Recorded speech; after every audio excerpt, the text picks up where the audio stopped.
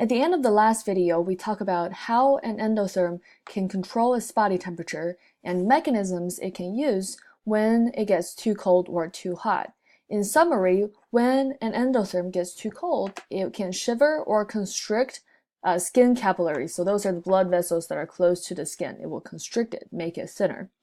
When it gets too hot, it will sweat or dilate skin blood vessels, which makes the blood vessel that's close to the skin a little bit wider than it used to be to allow more blood flow so that the blood can cool down more easily. We're going to continue on with some examples of heat exchange strategies. The first one is a hippopotamus. Those are endothermic, and as you can see, those hippopotamus are in water. So water itself, when the water is stuck onto the skin of these hippos, it can evaporate and take heat away from the skin and allow the hippos to cool down. That's the major way that's really easy to see. Major mechanism of cooling down that we can see. This next one is a harbor seal, which is also an endotherm. And the seal has many ways to get warmer. An example is, as you can see, the seal is really fat. So there are different types of body fat in the seal that allows the seal to maintain or keep the heat from being lost to the environment. Seals also doesn't have very many sweat glands, so that the heat won't be lost to sweat as much as we do, for example. Here's an example of ectotherm. This is a lizard, and as you can see, this lizard is purple and blue. If you think about what kind of heat gets absorbed when something is purple or blue, you'll absorb all the other types of heat. So if you look at this picture right here, the blue and the violet actually has more energy than the other colors. However, because that lizard was blue and violet, it's not able to take in all of the blue and violet heat, but is able to take in all the green, yellow, and red heat. My assumption is that the blue and violet heat are too energetic that it might hurt the animal.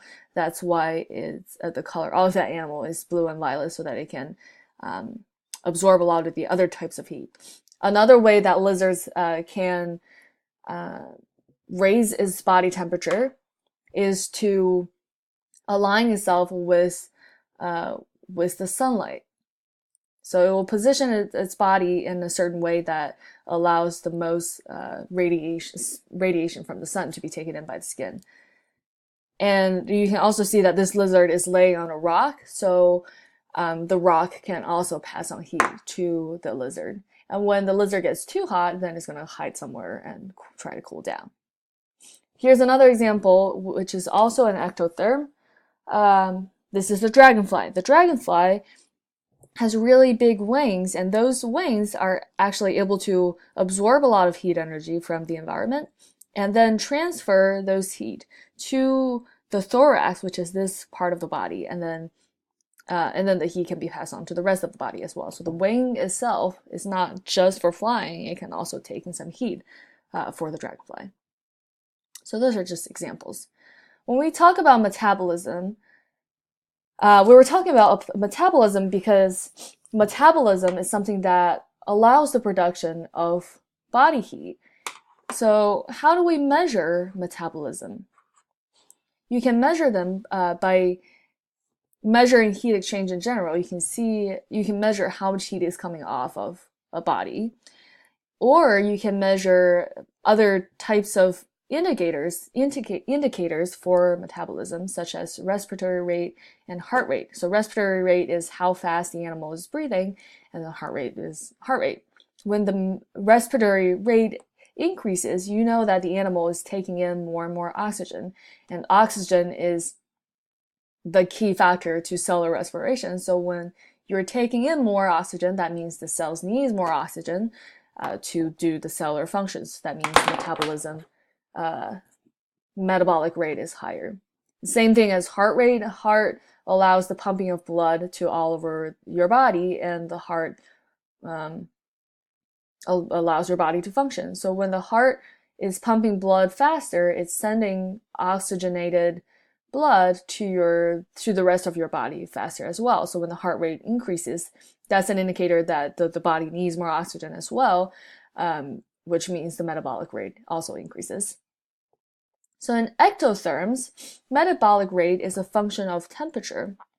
What that means is that the metabolic rate for an ectotherm is not the same or even similar at all times. When the temperature in the environment increases, the metabolic rate of an ectotherm increases as well. So as it says, the higher the ambient temperature, the greater an animal's metabolic rate. So why is that? This is because ectotherms have to conform to the environmental temperature, right? But how does that affect metabolic rate?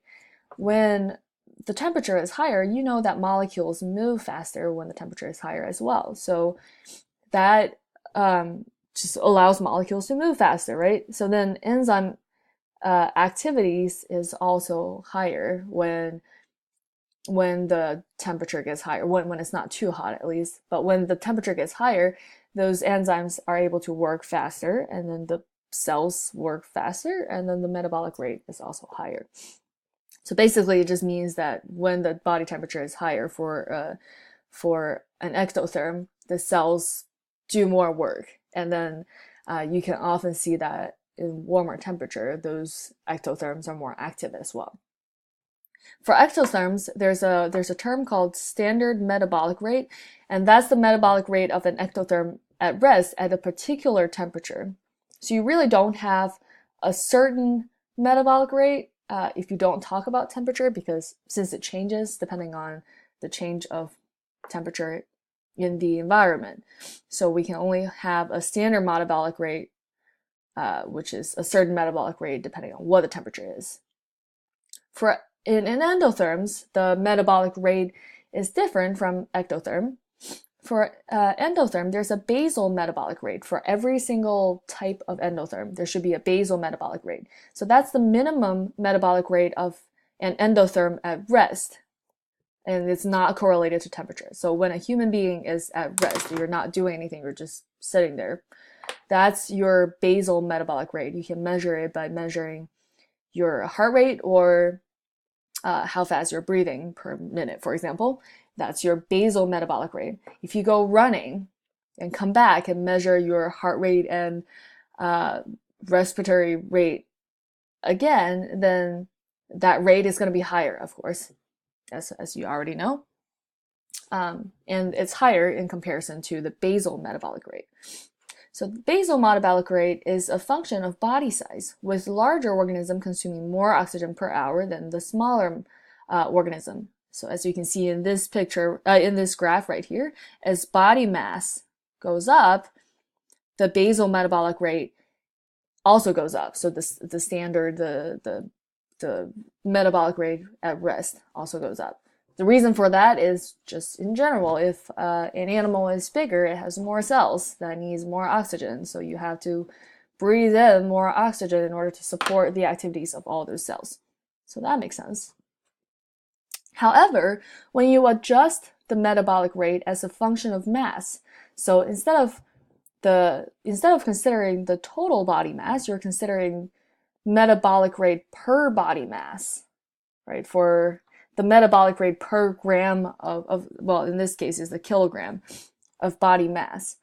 The result is smaller animals consume more oxygen per unit of mass than larger animals. So if you have a mouse, and if you make that mouse as big as an elephant, it's going to consume significantly more oxygen than the actual elephant. So that's kind of what it means. So as you can see, as body mass goes up, the metabolic rate per body mass actually goes down. And what's the reason for that? The reason for that is the smaller an animal is, the higher surface area to volume ratio. And when you have a high surface area to volume ratio for the body, the heat loss is more as well. So the smaller an animal is, the more heat loss there is per body mass. So for a mouse or for smaller animals, they have to breathe in more oxygen for that body mass in order to do more metabolic work, in order to produce more heat to counter the loss of heat. So so you can think of it as the smaller animal is, the less energy efficient it is. And that's the reason why you can't have a really, really, really tiny animal, because then it's going to lose so much heat that it's impossible to regulate its body temperature.